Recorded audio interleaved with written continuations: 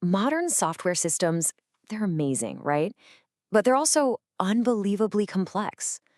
With all these moving parts, just trying to figure out what's actually happening under the hood, well, that's a massive challenge for any team. And Michael Hausenblas absolutely nails this problem in his book, Cloud Observability in Action.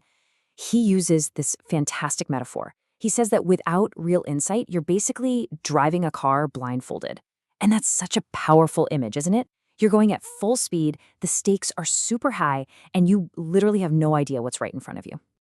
Okay, so if we're all driving blindfolded, the big question is pretty obvious, right?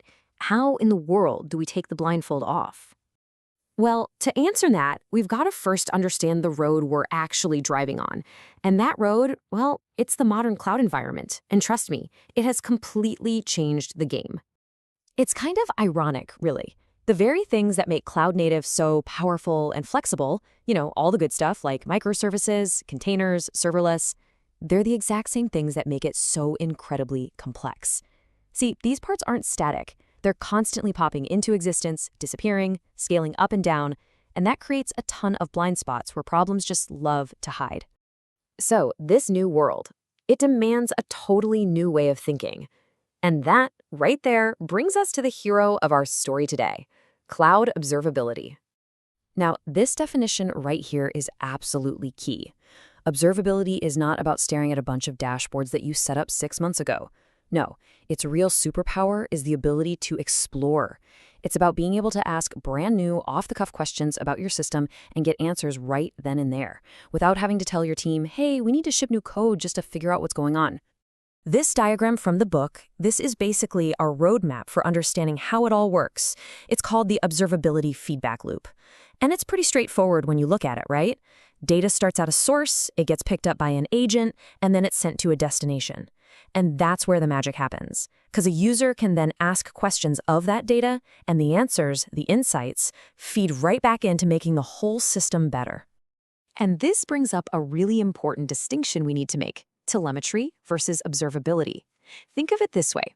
Telemetry is just the raw data, all the logs and numbers pouring out of your system. That's the what. But observability, that's the whole feedback loop, the entire system that lets you take that raw data and figure out the why. See, just collecting a mountain of data is useless. You need the full loop to turn it into actual understanding. All right, so let's zoom in on that telemetry for a second. The raw data that fuels this whole feedback loop, it really comes down to 3 main types of signals. And here they are, the big 3: logs, metrics, and traces. Think of a log like a super detailed diary entry for one specific thing that happened. A metric is simpler. It's just a number you track over time, like your CPU percentage. And a trace? A trace is like the GPS map of a single request as it winds its way through all your different microservices. So here's a simple way to think about it. Logs are for when something broke and you need the nitty-gritty details. Metrics are what tell you that something is wrong in the first place, like a spike on a graph. And traces? They tell you where in that complicated journey the problem is hiding. Okay, so now we know what the signals are, right? Let's go back to our little roadmap and actually follow the data's journey, all the way from creation to that aha moment of insight.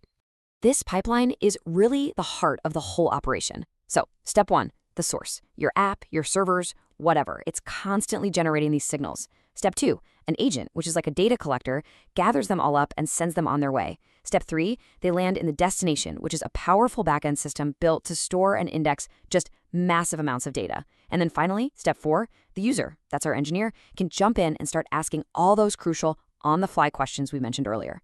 So, we've set up this whole pipeline, we're collecting all this data. What's the big payoff? What do we get for all this work? Well, it all comes back to one thing: finally taking that blindfold off and being able to see exactly what's going on.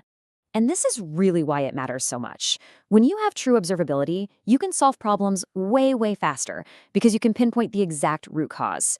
You can be proactive, finding and fixing bottlenecks before your users even notice. And maybe most importantly, it gives your team the confidence to move fast and make changes because they aren't flying blind anymore. And at the end of the day, all of that adds up to a much better, much more reliable experience for your customers. So we'll leave you with this one last thought. In today's cloud world, your system is constantly talking.